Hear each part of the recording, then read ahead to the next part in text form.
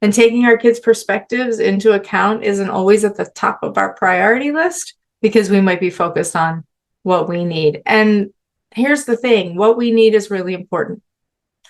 I can't help my child regulate, deal with the stress of the world, manage their emotional regulation, and work on skills and build that cognitive thinking and problem solving, do all these things that we want them to do if I'm not regulated. And I'm not always going to be regulated.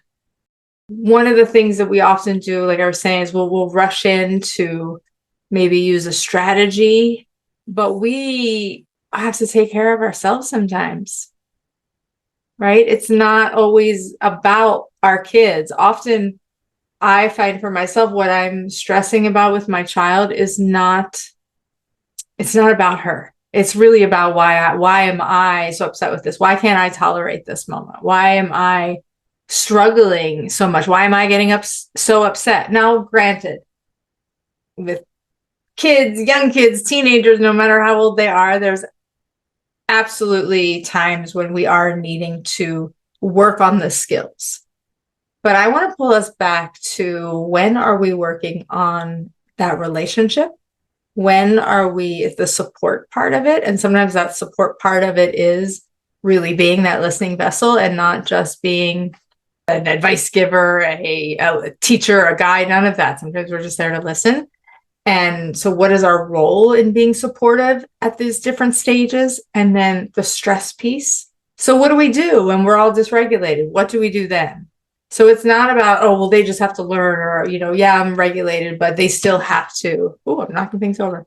It's really about how do we get through those moments when everybody's dysregulated.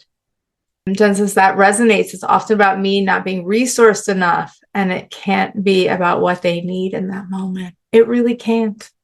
And most of the time, what they need in that moment or what we're trying to get them to do can wait, so that we can go fill our cup, find a resource that helps us feel better, feel regulated, feel able to deal with that moment. And I mean, after 18 years of parenting, there's plenty of times when I'm not resourced and I didn't end the situation well. And that's why repair is such a wonderful tool. But let's back it up, right? And here's the thing, I also don't want to force us into feeling like if we're not regulated, then we're being bad parents, or we're not doing everything that we can. Do you ever get that? I get that feeling. Or even online, I know that you can't capture everything in carousels and in 10-second reels. We can't capture the nuance of parenting. And it's not always about just setting limits. Sometimes it's just about, well, how do I get through this moment?